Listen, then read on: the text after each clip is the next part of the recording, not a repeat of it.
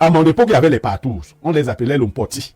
J'ai un grand frère qui a organisé l'Ompoti à Aubec. Il a arrêté de le faire, vous savez comment? Non. Le jour où on a pris sa petite sœur dans l'Ompoti, il n'a pas su. Quand son tour de passer est arrivé, pendant qu'il passait, on a allumé. Il a donc su que c'était sa propre petite sœur, même père, même mère. Déviance en milieu jeune, à qui la faute? Aux parents, aux élèves ou à toute la société? Chers amis, c'est un sujet qui a fait débat sur un plateau télé, s'appuyant ainsi sur les récents événements qui se sont passés au collège adventiste où une jeune fille de 16 ans s'était retrouvée en train d'avoir des pratiques pour adultes avec 5 autres de ses camarades. Je vous invite donc à écouter cette vidéo, à surtout laisser vos avis. N'hésitez pas à vous abonner si vous êtes nouveau sur la chaîne. On se retrouve juste après. Pierre Blériot, il ne se passe plus une semaine sans que vous et moi, nous soyons au courant de ces nombreuses déviations, je voulais parler de ces nombreuses déviances en milieu jeune, des comportements peu orthodoxes. Avez-vous l'impression que la jeunesse camerounaise, dans son essence, a finalement perdu le nord? Alors, ça veut dire que même la jeunesse du Sud aurait perdu le nord. Non, Jacques Ullmann, dans Pensée éducative contemporaine, dit que l'éducation est une action exercée par les adultes sur les enfants pour permettre à ceux-ci, donc aux enfants, d'acquérir des traits de comportement, des aptitudes que la société considère comme souhaitables. Je le dis pourquoi?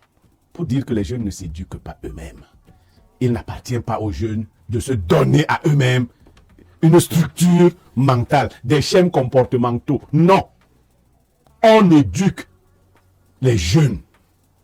Et pour qu'ils deviennent, la société définit un modèle qu'elle veut obtenir. Elle schématise et elle donne les instruments aux différentes structures d'éducation pour obtenir en fin de compte le modèle avec un stéréotype au départ ou un archétype. On a donc dit que le jeune africain, le jeune camerounais, à 20 ans doit être tel individu. Vous verrez donc au niveau des sociétés traditionnelles qu'il y avait cette organisation. Les déviances que nous observons dans la jeunesse d'aujourd'hui existaient dans notre jeunesse, et même dans celle qui nous a précédés, ou celles qui nous ont précédés. Sauf que les créneaux et les canaux de diffusion n'étaient pas les mêmes. Nous, dans ma jeunesse, nous faisions nos bêtises au quartier, et l'école était sacrée autant que l'église. C'est-à-dire que, à mon époque, il y avait les partous. On les appelait l'Ompoti. Ah bon? Oui. Vous en avez participé? J'ai dit ce qu'il y avait à mon époque. Je n'ai pas dit que tout le monde. J'ai vécu par exemple en Balmain, au quartier Aubec. J'ai un grand frère qui a organisé l'Ompoti à Aubec.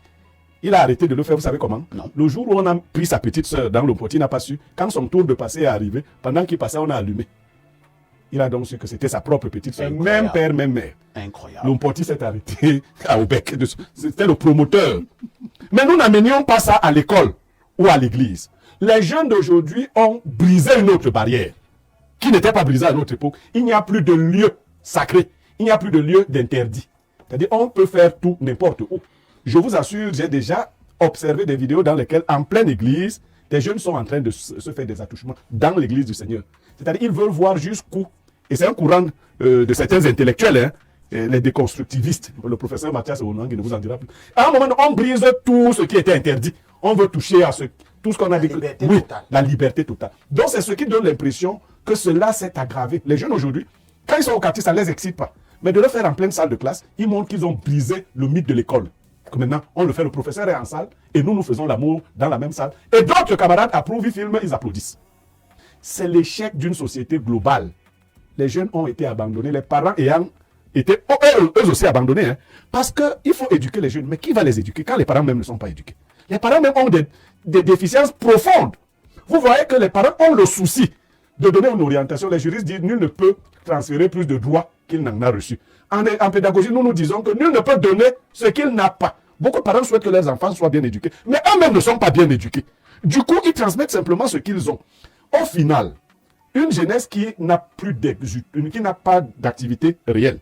On vous a dit ici, nous commencions à travailler très tôt, même comme étudiants. Hein. Bien sûr. Nous travaillons déjà. Mais vous avez des jeunes, puisque les vieux ne meurent pas au Cameroun.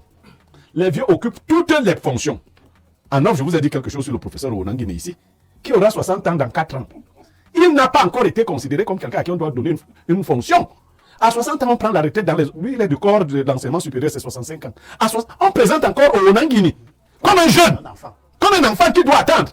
Il doit attendre quoi? Il a 4 ans de se retirer de tout cela. Normalement, s'il était un enseignant, par exemple, du secondaire, S'il était même de l'armée, il se retirerait. Donc, Bon, peut-être que le professeur Wanangin également, lui, c'est ce qu'on appelle patience. non, je prends simplement un cas. Pourquoi je dis Owonangini? Je dis Owonangini, pas pour le. Pour que les vieux restent là Pas d'abord. ici. Je prends le cas de Owonangini, qu'on se comprenne bien. Parce que nous voyons un jeune qui a tous les outils. Est-ce que je suis encore jeune? Non, je dis, même quand il était. Le RDPC, c'est que tu es jeune, que tu es même bébé. Puisqu'il fallait même que ton père meure pour qu'on commence même à savoir que tu peux même exister. Si ton père vivait encore là, alors ce serait, puisque tes pères, les femmes de les femmes de encore là. Le fils Les femmes de va laisser pour que tu prennes. Tu es encore bébé.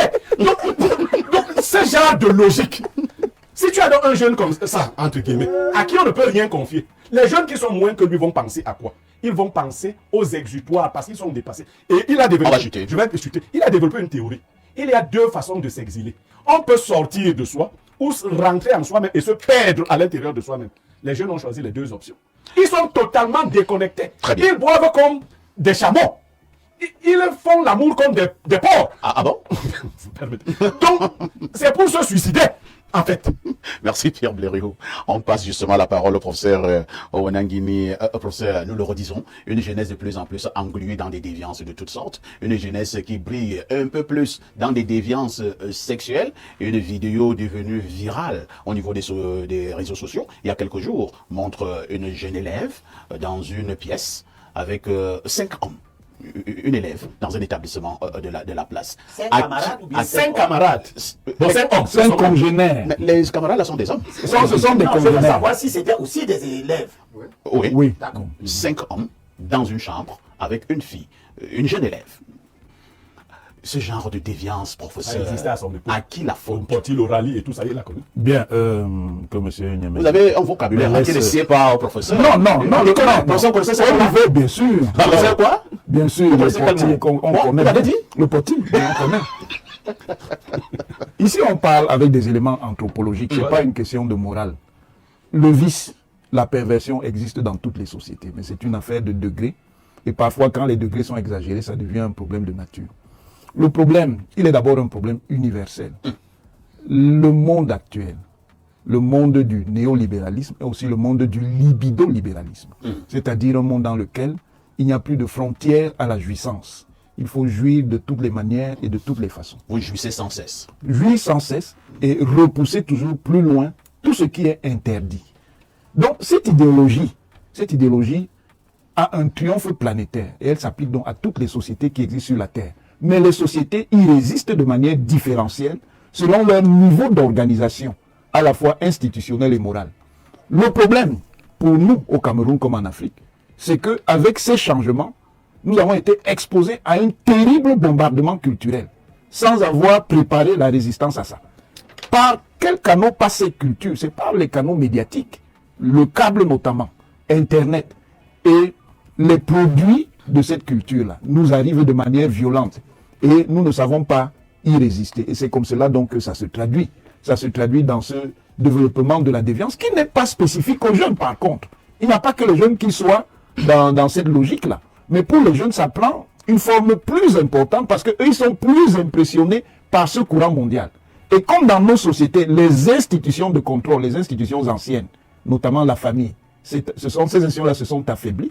Donc, le libertinage, il se généralise. Et ça peut faire le jeu de certains intérêts sociaux qui préfèrent donc qu'il y ait cette forme d'exil, notamment chez les jeunes, pour que ces jeunes ne soulèvent pas d'autres questions. Mais au bout du compte, c'est une évolution qui est dangereuse pour la société.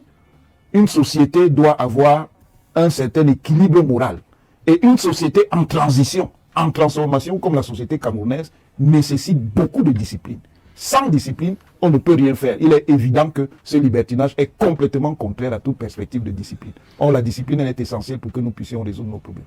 Merci, Fadimatou Bongonan, c'est une bonne chose, parce que vous êtes sur ce plateau, vous, en tant que femme, on parlait tout à l'heure de ce cas qui, justement, continue à faire couler beaucoup d'encre et de salive, le cas de cette jeune élève d'un établissement de la place avec 5 hommes dans une pièce en train de faire 5 jeunes hommes. des choses très compliquées. Des matures, des Professeur, 5 jeunes hommes, ça enlève quoi? Le fait qu'ils soient des hommes? Non, Ça enlève. non, ça Ils enlève sont quand même. eux-mêmes des mineurs. Ce ne sont pas mineurs. mineurs. Ce sont des jeunes, de très jeunes adultes. Et ce sont des congénères. La situation n'aurait pas été la même si c'était 5 hommes matures.